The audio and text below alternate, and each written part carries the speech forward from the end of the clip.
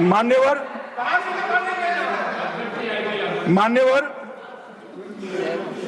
वंदे बंकिम चंद्र चटर्जी की चट्टोपाध्याय जी की 130वीं जयंती पर हमारी सरकार ने डाक विभाग ने एक स्टैंप जारी किया। स्वतंत्रता की 75 की वर्षगांठ के उपलक्ष्य में हर घर तिरंगा का अभियान भी हमने करा और उस वक्त हमारे प्रधानमंत्री जी ने जनता का आह्वान किया था कि तिरंगा फहराते वक्त वंदे मातरम बोलना नहीं भूलना चाहिए।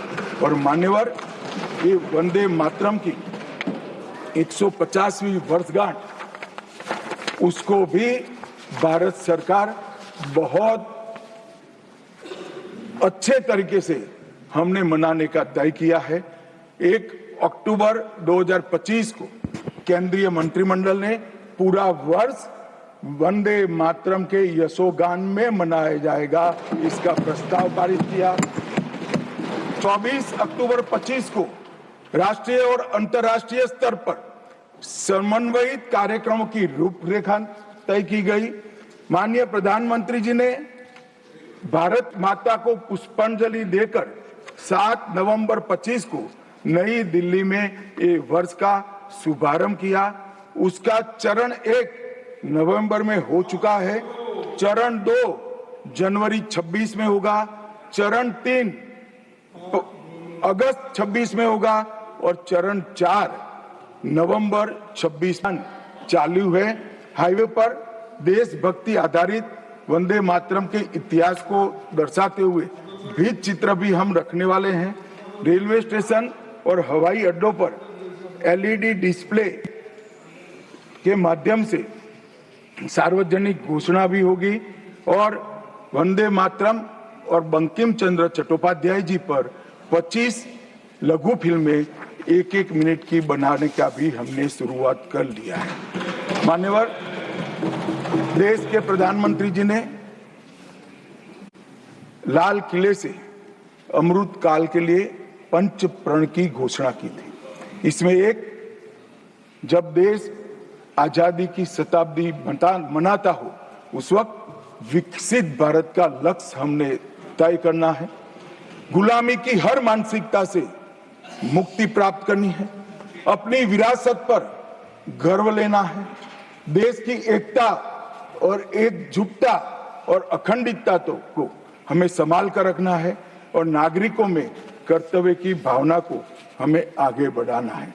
मान्यवर, जब देश के आजादी के 75 साल हुए, कोरोना काल होने के बावजूद 2 साल तक पूरे देश के हर गांव-गांव में आजादी के अमृत महोत्सव को मनाया गया। अमृत महोत्सव के माध्यम से इस देश की युवा पीढ़ी को हमारी 1857 से 1947 तक की पूरी आजादी के संघर्ष को हमारे युवाओं को परिचित कराया। कई नामी, कई अनामी, जिनके नाम भी इतिहास में दर्ज नहीं हुए, ऐसे स्वतंत्रता संग्राम के नायकों को ढूंढकर उनके स्मारक बनाए गए। देश भर में कई कार्यक्रम हुए और देशभक्ति का एक नया ज्वार खड़ा करने का प्रयास आजादी के बाद पहली बार 75 साल जब मनाए गए तब हुआ। और वहां से अटके नहीं, माननीय प्रधानमंत्री जी ने अमृत काल का विचार रखा। आजाद हुए तब से 75 साल जितनी भी सरकारें आई, अच्छा काम किया, सबने देश को बहुत आगे बढ़ाया है। हमने हमारे लोकतंत्र को पाताल से भी गहरा पहुंचाया है। हमारे लोकतंत्र की जड़ें आज मजबूत हो चुकी है मान्यवर।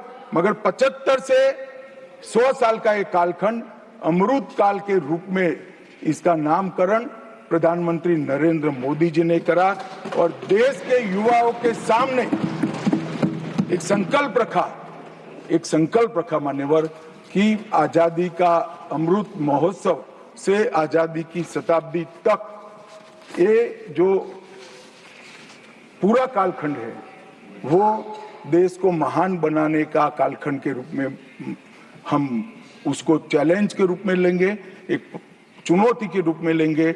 और जब आजादी की शताब्दी मनाई जाएगी, ये देश पूरे विश्व में हर क्षेत्र में नंबर 1 पर होगा ऐसे देश की। और मान्यवर संकल्प आज प्रधानमंत्री जी का अकेले का नहीं है, कोई एक पॉलिटिकल पार्टी का नहीं है।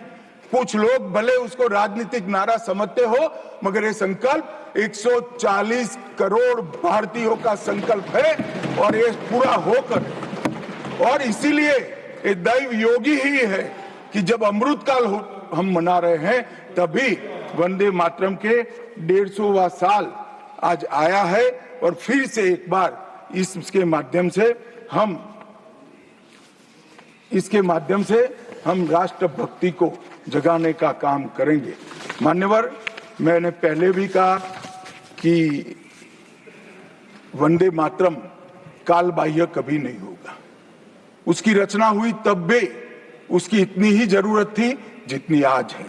और मान्यवर, उस जमाने में वंदे मातरम देश को आजाद बनाने का कारण बना और अमृत काल में देश को विकसित और देश को महान बनने का नारा वंदे मातरम बनेगा, इसका मुझे पूरा विश्वास है। और मैं मानता हूं कि सदन में बैठे हुए सभी सदस्यों की साझी जिम्मेदारी है कि हम बच्चे के मन में वंदे मातरम के संस्कार पुनः जागृत करें, हर युवा के मन में वंदे मातरम के नारे को प्रस्तापित करें, हर किशोर को वंदे मातरम की व्याख्या के रास्ते पर अपना जीवन समर्पित करने के लिए उसको प्रेरित करें। और वंदे मातरम का ये उद्घोष ही हमारे आजादी के सेनानियों ने जो भारत की कल्पना की थी वो भारत की रचना का कारण बनेगा।